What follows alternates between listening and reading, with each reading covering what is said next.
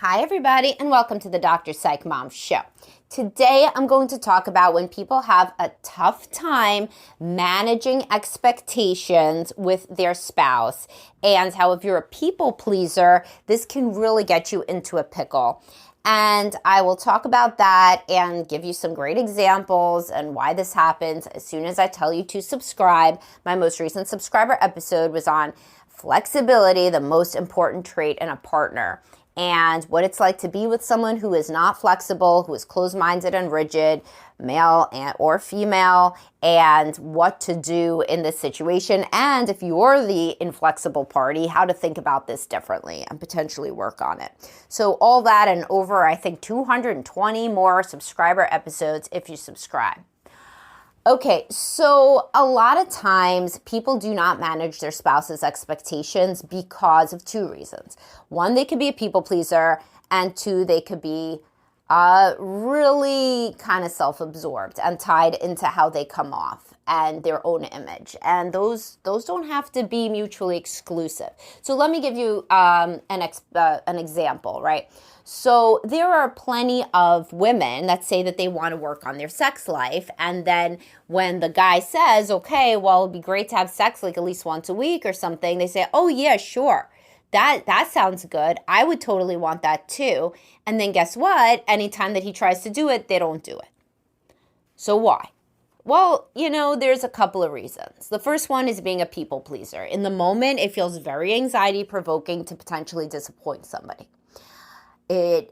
Unless you have extremely low insight, which I guess is a third reason, so I'll discuss that one too, because I guess that's its own thing. It goes along with being self-absorbed, so maybe it's just an offshoot of that one. But if you are a people pleaser, you're probably, if you're a low libido woman, y'all are not having sex barely at all, that once a week is going to be a heavy lift, right? But you don't say it. You don't manage their expectations in the moment because you don't want to deal with the conflict and you just want the interaction to go well. Well, guess what? Obviously, you are smoothing things down short term, but you're kicking the can down the road of even worse conflict when the person feels betrayed and like they can't trust you because you said you were going to do something that you're not going to do, right? The second one is kind of this self-absorption, lack of insight. So it could be that woman is very tied into herself as an idea of a good wife and an accommodating and flexible spouse that is a team player. So because she is so tied and wedded to that self-concept, she finds it hard to see that that's not actually maybe her. And that may in fact be something that she has to work on in her character rather than something that is an innate gift. And that her partner maybe does not see her as a team player or as this kind of more flexible, fun, whatever kind of person. And so the point is if you have limited self-awareness, you continue to say things about yourself that aren't going to happen, then you disappoint your partner because they think you were lying, and you're not lying. You're not lying in any classic way of lying. You are maybe lying to yourself that you are that kind of person and that you are this sexy kind of person. It's reminds me, a lot of guys say that they get very upset because their wife acts in public like she's very sexy and open-minded and sexual. And she's talking about how hot guys are in the movies. And she's laughing when people talk about sex toys or whatever kind of, off-color joke they make, or even talks about open marriages like it ain't no thing. And it's something, she could see going to a sex party. And then they get home, they haven't had sex in weeks, she undresses in the dark. It's that's not her. But she has that self-concept as somebody who is very sexy. And so that's how she talks on the outside. So that's image managing. That's the self-concept that is comfortable to her. Maybe that's how she felt when she was a college girl or whatever, going out, having fun, drinking and hooking up. And now that she's older and she hasn't been like that for a long time and probably wouldn't be like that sober, then she still clings to that self-concept. The biggest way that this manifests with guys is in the romantic sphere. So the woman says, it's really important to me that we spend time together, we have dates, or we have conversations. And he says, Oh, yeah, yeah, sure, sure. Well, definitely. You know what? Maybe this weekend. Maybe this weekend. So she gets through the whole weekend. By Sunday night, it's a devastation. She's crying, right? Because he didn't. He didn't schedule it this weekend. Now, what did he have this weekend? Well, the kid had the game, the soccer game, let's say, and he had to take the car into the shop. Also, he had to do some home project, and she went to her mother's with one of the kids, so then he had to with the other kid, and also, the whole family had a cold, which he already knew when they had the conversation on Thursday that he felt like shit physically, and he knew he was going to want to take a run, right? Was he going to have a date night? No, he wasn't. Not if he had self-awareness, and again, maybe he's a people pleaser and he just wants to kick the can down the road and hope for the best and think, oh my God, maybe if God is good, I'll be able to figure out how to have a conversation with her. But it's a limited self-awareness and he can't, he isn't going to. That's not the right weekend, and he's not the kind of guy who could spontaneously start a deep conversation about feelings, no matter even if it was 2 minutes, 20 minutes, 2 hours, he can't do it. And in fact, he's the kind of guy that is emotionally a little bit awkward, a little bit detached, doesn't really even know what the hell conversation she wants. So an honest answer would be, I don't really know what you mean. I've been nodding because I am scared. What do you mean? And then let's sit down and schedule it together on the calendar so that we can have a dinner away from the kids. Now that's managing expectations. It ain't going to happen this weekend. I don't actually even know what the hell you want. Assuming that you want something that I could do if we were out to dinner together, at least I know we got a plan going out to dinner. And it's just so much more honest than the other way. But some guys fancy themselves more spontaneous than they are. That's common with guys who are anxious. They feel like whatever she wants, they're probably going to be able to do, but they're not, and they never have been really, which is why she's so upset.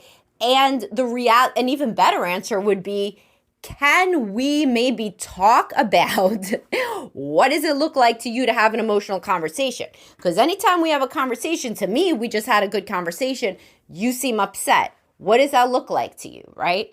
And in a ridiculously expert level, it would be, I am going to research some date night activities or conversation starters, and I'm going to plan a date in the next 3 weeks. I'm going to send you that Google invite by tomorrow, and then actually do it, right? And of course, in the sexual realm, it would be the woman saying, I cannot commit to having weekly sex. What I could commit to is, let's say, trying to get in the mood and to have time together, cuddling and seeing what happens once a week. That's what I could commit to, but I don't know what else is going to happen. And I really cannot commit to that around my period because, as you know, I get very depressed, I get very down the week before my period, and that week I can't. But maybe when it's not my period, then we can more than that. And I'm sorry, and I know that I've always said I'm going to work on it, and I don't. That, by the way, this is now for both people. I'm sorry. I've said I'm going to work on it, and I don't. And I don't because it's something uncomfortable for me. I don't really personally know, I don't have the same desire for sex/emotional conversation as you. I don't like to say that. It seems to lead to conflict. It seems to disappoint you. And honestly, I wish I was that kind of person.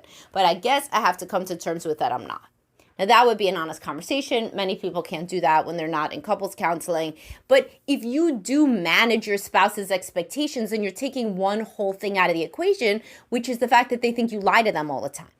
And if you lie to them all the time, then they feel betrayed all the time. They think you're blowing smoke up their ass, and they think that you're consciously lying, and they can't trust you. So a guy's gonna be a lot happier with a wife that has sex less than once a week if he doesn't also think she's a liar that constantly tells him shit that she's gonna do that she never does.